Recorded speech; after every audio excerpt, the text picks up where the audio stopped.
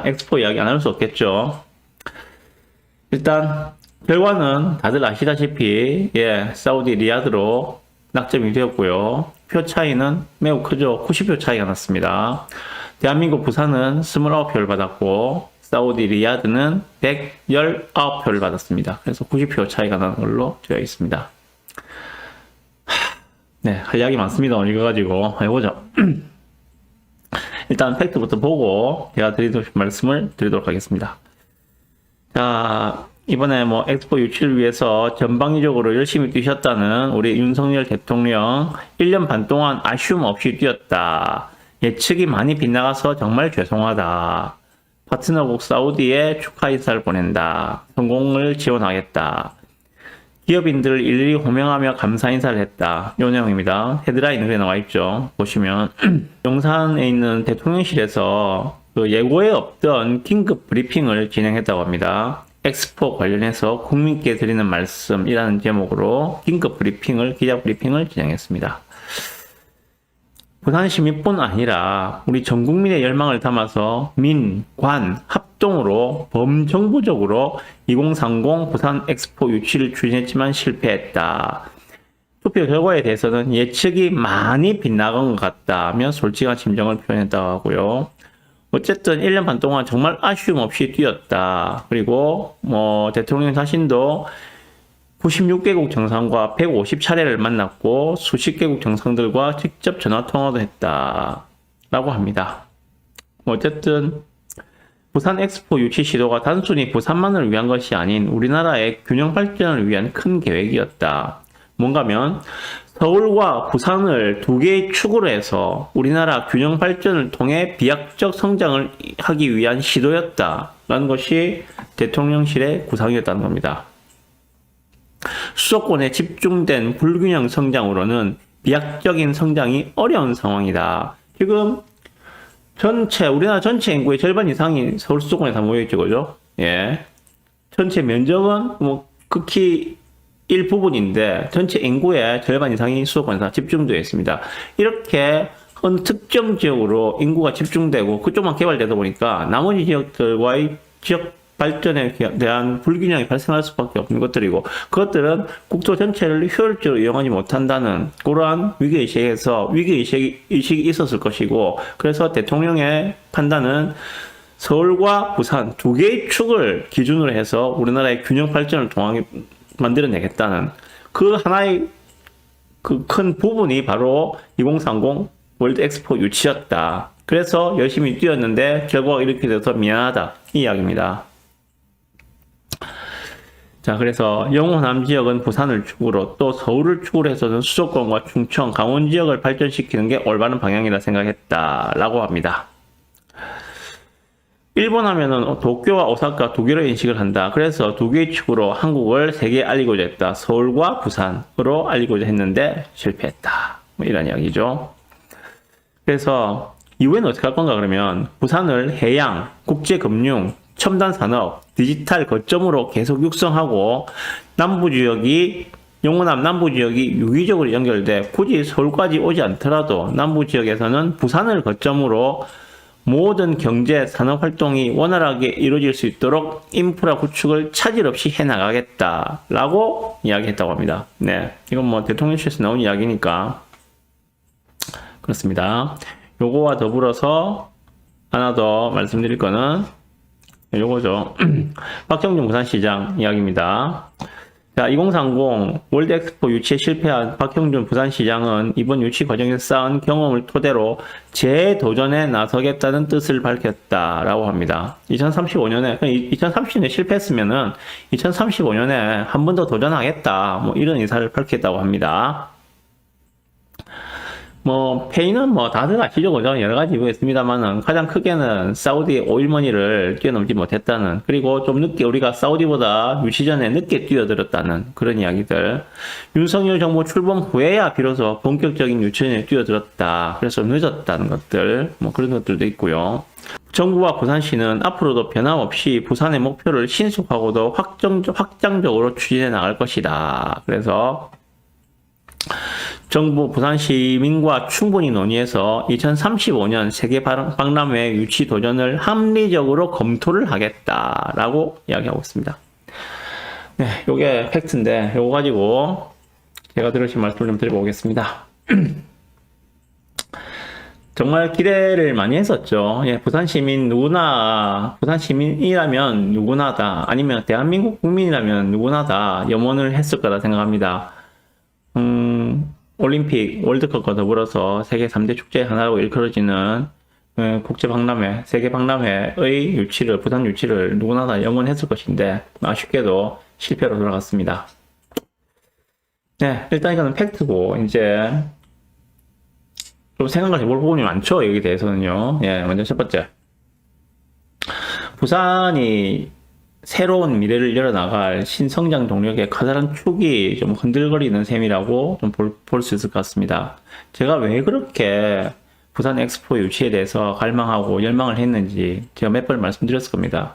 정말 변변한 대기업 하나 없는 부산에, 그래서 인구가 나날이 서울 수도권으로 떠나가고 있는 이 부산에 몇 년 안에 인구 300만이 붕괴될 것이라고 예상하고 있는 인구 감소 도시 이 부산에 우스갯소리로 이야기한 노인과 바다뿐이라는 나이든 노인들만 남아있는 노인과 바다의 도시란 이 오명의 도시 부산을 체질적으로 바꿀 수 있는 바로 그것이 이번 2030 세계 엑스포가 아니었는가라는 생각이 듭니다. 그렇게 해서 부산의 체질을 관광 마이스 도시로 바꿔줄 수 있는 절호의 찬스였기 때문에 저렇게도 기대가 컸었고, 예, 많은 분들이 낙심이 크실 거라고 생각을 합니다. 어쨌든 이 과정에서 한 가지만 짚고 넘어갈게요. 뭐 누구 잘잘못을 따지는 게 아니라 한 가지만, 엑스포 유치에 실패할 수도 있습니다. 사실 뭐 사우디가 되든, 제가 저번 방송에서 그렇게 말씀드렸죠. 사우디가 되든 부산이 되든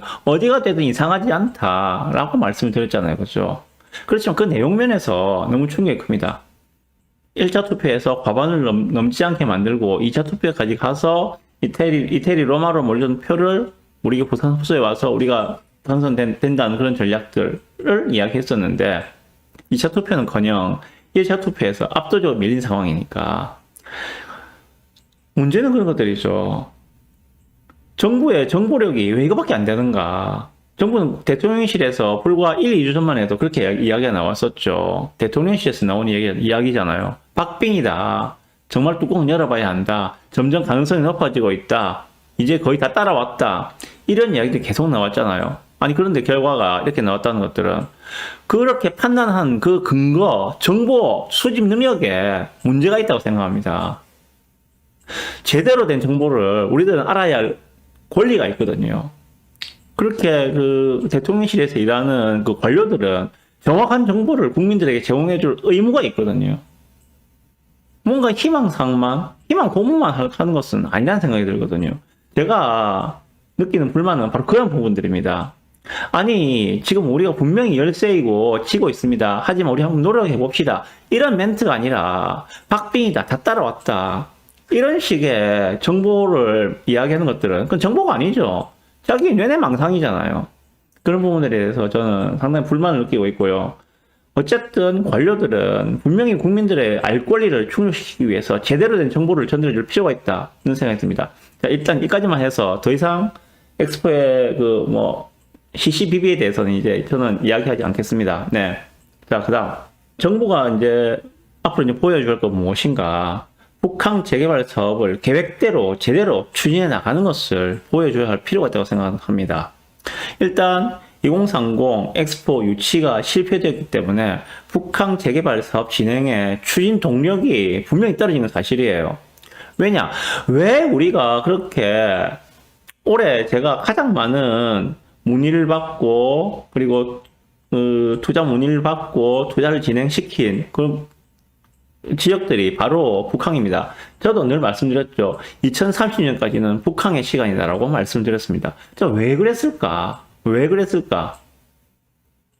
2030년이라는 타임라인이 정해져 있기 때문입니다. 제가 흔히 말씀드리는 부산의 3대 먹거리, 북항, 에코델타, 센텀 2지구, 요 3개를 말씀드렸습니다. 이것은 부산의 미래 먹거리, 부산의 미래를 위해서 반드시 해내야 할 중점적인 과제로 말씀드렸습니다. 그 중에서도 왜 유달리 북항에 집중하고 사람들이 북항에 열광을 했는가? 그것은 타임라인의 불확실성이 어느 정도 해소가 된다는 것들입니다. 만약에 월드 엑스포가 유치된다는 전제는 있지만은 2030 엑스포가 확정된다면 2030년까지는 북항의 개발은 타임라인이 정해져 있는 상황이잖아요.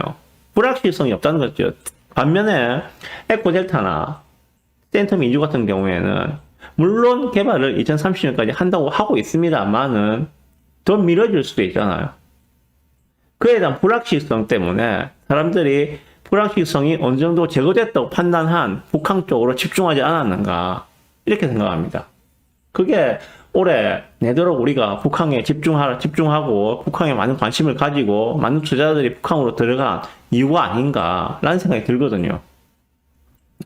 어쨌든 지금 상황에서 정부가 보여줘야 할 것은 북한 재개발이 타임라인대로 진행을 할 것이다. 대통령이 말한 2028년보다 늘어진다 하더라도 2030년까지는 북한 재개발 2단계를 완공할 것이라는 분명한 플랜을 청사진을 국민들에게 우리 부산 시민들에게 제시를 하고 그대로 차질 없이 추진해 나가는 그런 부분들이 필요하지 않을까라고 생각이 듭니다.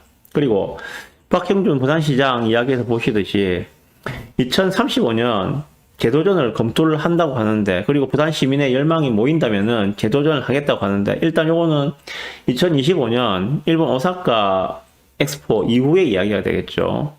35년도 엑스포 개최지 결정은 2028년쯤에 결정이 나게 되겠죠.